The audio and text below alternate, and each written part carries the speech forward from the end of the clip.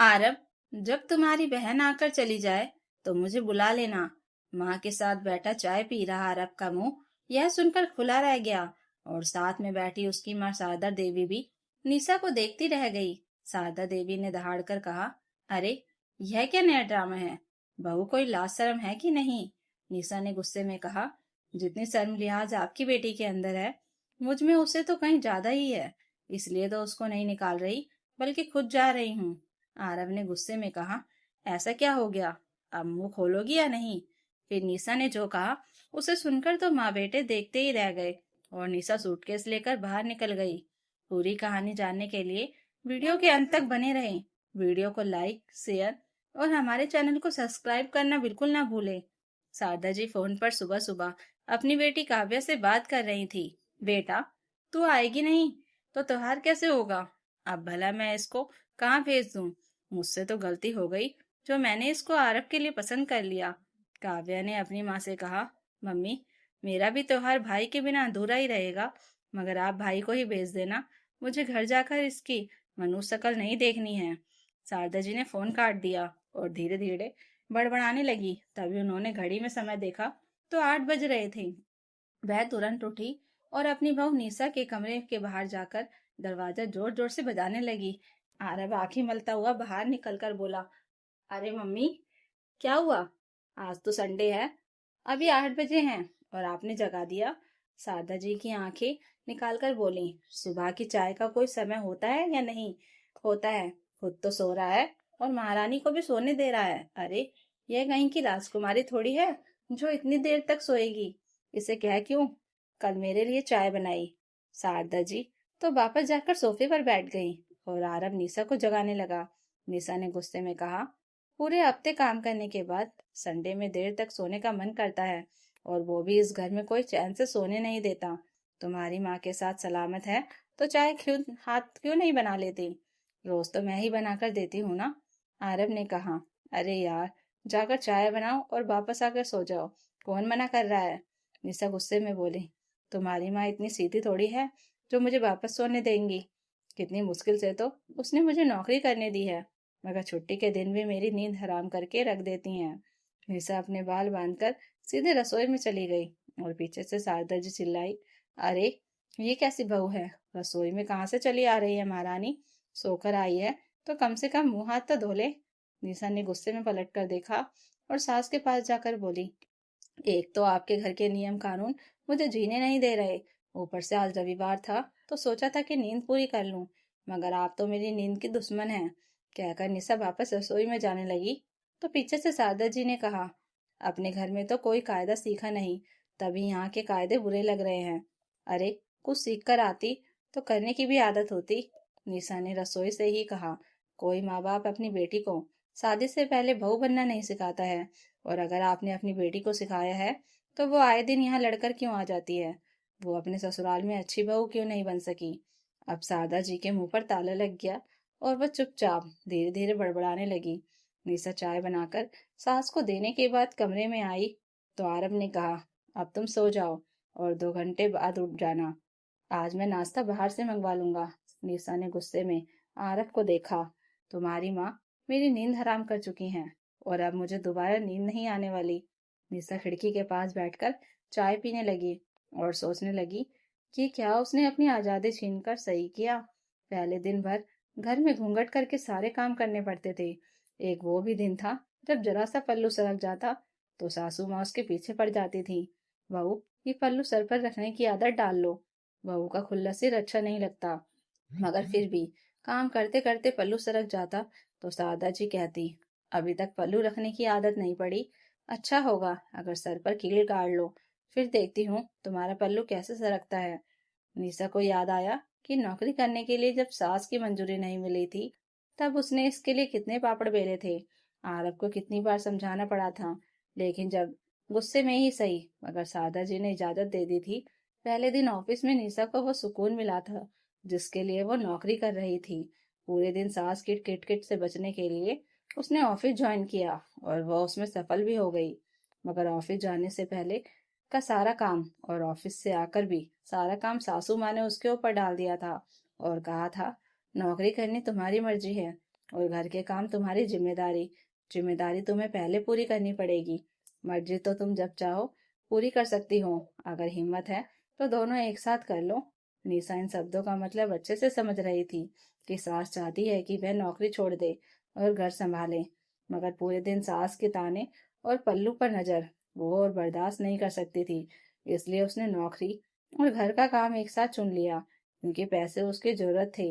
मगर जब वो थक कर संडे की सुबह देर तक सोना चाहती थी तो शारदा जी उसका दरवाजा इतनी जोर से खटखटा देती थी कि वह चाहकर भी नहीं सो पाती थी। अब निशा को भी जी भरकर नींद चाहिए थी, जो मिल नहीं रही थी। संडे के दिन घर संभालते संभालते कब दिन निकल जाता था उसको पता ही नहीं चलता था।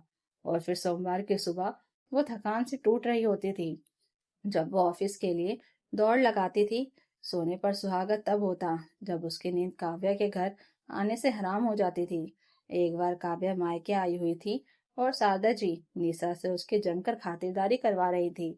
बार बार वो निशा से कहती थी, अरे अभी इसकी शादी को समय ही कितना हुआ है। बहू, ससुराल में तो यह मन मार कर रह जाती होगी। इसका जो मन करता है कर दिया करो। निशा मन में सोचने लगी कि मेरी शादी से 2 महीने पहले इसकी शादी हुई है। इस तरह से तो नई नई शादी मेरी भी है, मगर मैं तो जैसे बरसों पुरानी हो चुकी हूँ। काव्या तो घर में सीसीटीवी कैमरा बनकर आई थी और निशा जो भी करती उस पर नजर रखकर सब कुछ माँ को बता देती थी।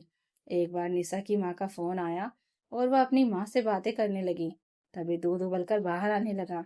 जब तक निशा ने गैस बंद की तब तक थोड़ा दूध बाहर गिर चुका था। माँ से बात करके उसके चेहरे पर चिंता साफ नजर आ रही थी, मगर काव्या ने तब तक उसकी शिकायत अपनी माँ से कर दी थी। माँ, जब देखो भाभी अपनी माँ से फोन पर बात करती रहती हैं। अरे रसोई के काम करते वक्त तो फोन को छोड़ दिया करें। अभी देखा वो बात करने में मगन थी और दूध बह गया। शारदा जी उठकर तुरंत रसोई में गई तो देखा निशा चूल्हा साफ कर रही थी। यह देखकर शारदा जी आग बबूला हो गई। बहू, ध्यान कहाँ रहता है तेरा? अरे माँ का फोन इतना जरूरी था क्या, जो घर में कोई मर गया था, जो दूध का नुकसान कर डाला? सास की ऐसी बातें सुनकर निशा ने फोन की तरफ गुस्से में देखा, मगर उसकी आंखों से आंसू छलक आए थे। वो कुछ कहना चाहती थी मगर रुक गई। फिर उसे साफ करने के बाद वो सीधे कमरे में गई और आरब से जाकर बोली, तुम्हारी घटिया बहन चलती फिरती चुगली मशीन है, जो सिर्फ आग लगाने का काम ही अच्छे तरीके से करती है। और हमारा घर भी तो लकड़ी का बना हुआ है, जो जरा सी चिंगारी से धधक उठता है। अपनी बहन की आपकी बहन ने आग लगाकर तुम्हारी माँ को मुझ पर चढ़ा दिया है। घर पर मेरे पिताजी बीमार हैं, इसलिए माँ का फोन आया था। उसके चक्कर में अगर आधा कप दूध गिर गया तो कौन सा कारोबार खत्म हो गया। निशा को इतनी बुरी तरह तिलमिलाते देखकर आरब ने भी अपनी बहन काव्या से जाकर कहा, काव्या, जरा जरा सी बात में माँ से कहने की क्या जरूरत है? अरे तुम यहाँ अपना समय बिताने आती हो या भाभी पर नजर रखने आती हो? उसके पापा बीमार हैं और वह टेंशन में थी, इसी कारण दूध से नजर हट गई। मगर इससे कौन सा पहाड़ टूट पड़ा जो तुमने माँ से कह दिया? यह सुनकर काव्या रोने लगी और अपनी माँ से जाकर कहने लगी, देखा माँ, उसने मेरे खिलाफ भैया के कान भर दिए और अब भैया मुझे डांट रहे हैं। मैंने तो वही कहा था जो मैंने देखा था। इधर निशा आरब से कह रही थी, आरब, मुझे अभी के अभी माँ के पास जाना है, क्योंकि वो अकेले पापा को अस्पताल लेकर जा रही हैं। अपने पापा की बेटी या बेटा मैं ही हूँ बस। आरब ने तुरंत कहा, चलो मैं तुम्हें छोड़ देता हूँ, फिर ऑफिस निकल जाऊंगा। तभी शारदा जी दन दनाते हुए कमरे में आई और बोली, कहीं जाने की जरूरत नहीं है, कोई इमरजेंसी थोड़ी हुई है। निशा ने तुरंत कहा, आपकी बेटी को कौन सी इमरजेंसी हो जाती है जो हर हफ्ते आकर यहाँ पड़ी रहती है? आप तो मुझे ठीक ठाक नजर आ रही हैं। शारदा जी गुस्से में बड़बड़ाती हुई रह गई और निशा जल्दी से पल्लू संभाल कर बाहर निकल गई। आरब ने अपनी माँ से कहा, माँ, खामखा क्यों बात का बतंगड़ बनाती हो, फिर उसकी बात का बुरा मानकर बैठ जाती हो। आरब पीछे पीछे चला गया और बाहर खड़ी निशा को बाइक पर बैठाकर तुरंत अस्पताल ले गया। पीछे से शारदा देवी गुस्से में तिलमिलाती रही। काव्या उनके जले पर निडक नमक छिड़कती रही। देखा माँ, कैसे कह रही थी कि आपकी बेटी क्यों आ जाती है। इसकी बात सुनकर तो मेरा मन आने का करता ही नहीं है। तो शारदा जी ने कहा, यह तेरा घर है, तू कैसे नहीं आएगी? इसकी परवाह मत कर, इसकी अकल तो मैं ठिकाने लगा दूंगी। आरब निशा को अस्पताल छोड़कर शाम के समय घर आ गया। लेकिन घर आते ही शारदा जी ने कहा, शर्म आ रही है कि नहीं? सारा दिन घर से गायब थी, तुझे तो कम से कम काम से छूटने का बहाना चाहिए। अरे हॉस्पिटल में तो डॉक्टर और मरीज होते हैं, तू क्या अपने बाप का इलाज खुद कर रही थी? सासू माँ की जली कटी बातें निशा के दिल पर तीर की तरह लगी। उसने भी तैस में कह दिया, मम्मी जी, अगर आप बीमार हो तो क्या बेटी को शर्म आनी चाहिए? अगर आप बीमार हो जाए तो क्या काव्या दीदी शर्म से मर जाएंगी? बीमार को अपनों की जरूरत होती है, भले इलाज डॉक्टर करता है। इतना कहकर वे सीधे कमरे में पहुंच गई और उसी समय आरब भी ऑफिस से वापस आ गया। काव्या अपनी माँ से कहने लगी, माँ, अगर मैं अपने ससुराल में इतनी बात कह दूं तो भूचाल आ जाएगा। पता नहीं आप कैसे सहन कर लेती हो। इस बात ने आंख में घी डाल दिया और शारदा जी का गुस्सा सातवें आसमान पर पहुंच गया। उधर आरब ने निशा से कहा, निशा, अगर तुम कल भी हॉस्पिटल जाओगी तो आते हुए राशन लेती आना। कहकर उसने निशा को पैसे दे दिए और निशा ने वे पैसे अपने पर्स में रख लिए। निशा घर में थी, मगर उसका मन अस्पताल में अपने पिताजी के पास पड़ा हुआ था। काव्या और शारदा जी बार बार उसे उलझाने की कोशिश कर रहे थे। शारदा जी ने खाना खाकर कहा, घर की तरफ तो इसका ध्यान ही नहीं है। जाने कैसा खाना बनाकर रखा है, रोटी कितनी जल गई हैं। इसका दिमाग तो अपने बाप के पास है। अरे, ये पैसा क्या तेरे बाप दे रहा है जो बर्बाद कर रही है? काव्या ने भी कहा, मम्मी, मैं तो ससुराल के काम करते समय बहुत ध्यान रखती हूँ। ना कभी रोटी जलती है, ना कभी सब्जी में नमक तेज होता है। निशा, जो अब तक शांति से सुन रही थी, अंदर ही अंदर उनकी बातें सुनकर बौखला रही थी। अंत में जब शारदा जी ने कहा, देख आरब, इसे कह दे कि बार बार अपने बाप के पास भागने की जरूरत नहीं है, तो निशा से रहा नहीं गया और वह बाहर आकर गुस्से में बोली, काव्या, तुम्हारी माँ बीमार हो जाती तो तुम क्या करती? तुम तो ससुराल से आकर हर वक्त यहाँ पड़ी रहती हो और तुम्हारे ससुराल वाले भी तुम्हें कुछ नहीं कहते, मगर मेरे ससुराल वाले तो मेरा खून पीने को तैयार हैं।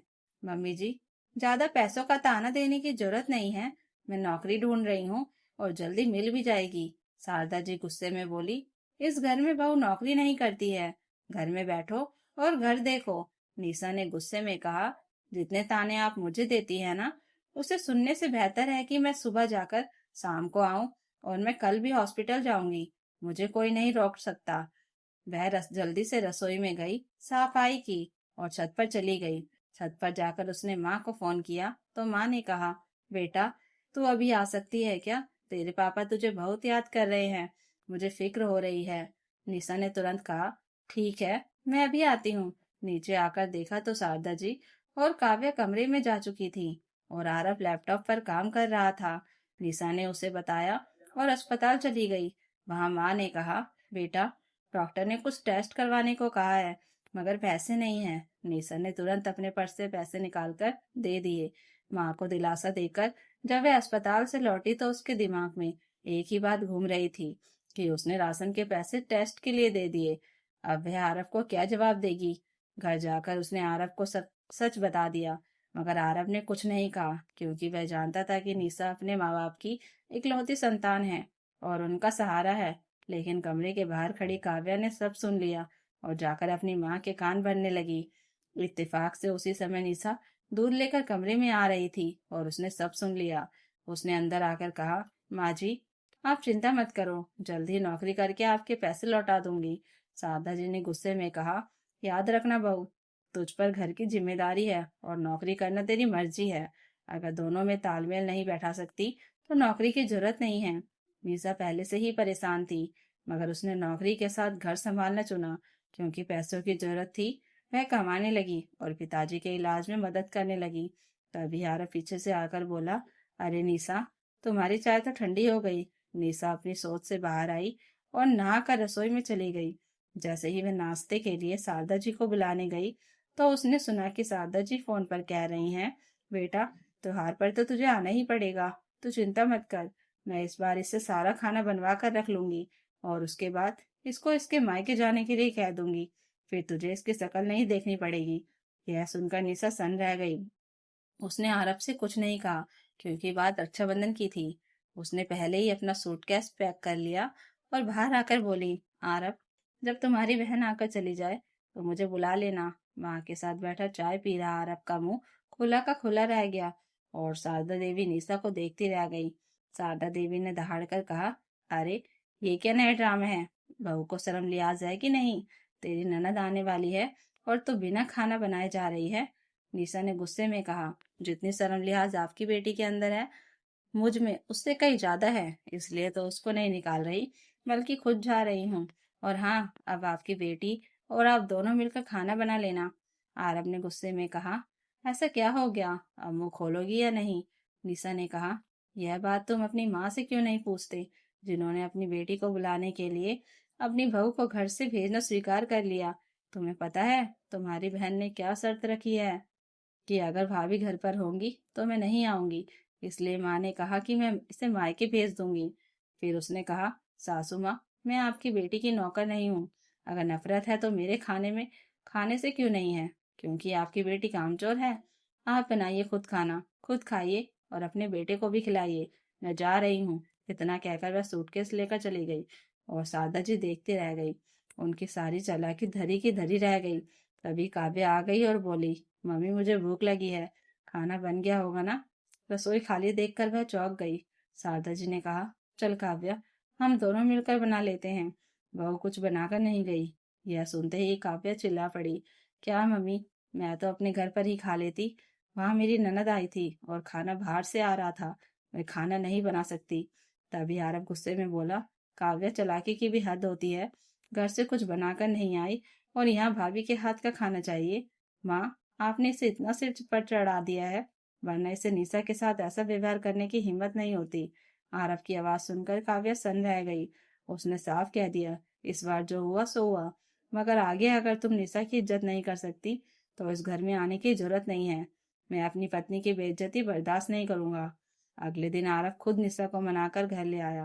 काव्या की नजरें निशा से नहीं मिल रही थी और वह कुछ देर बाद वापस चली गई।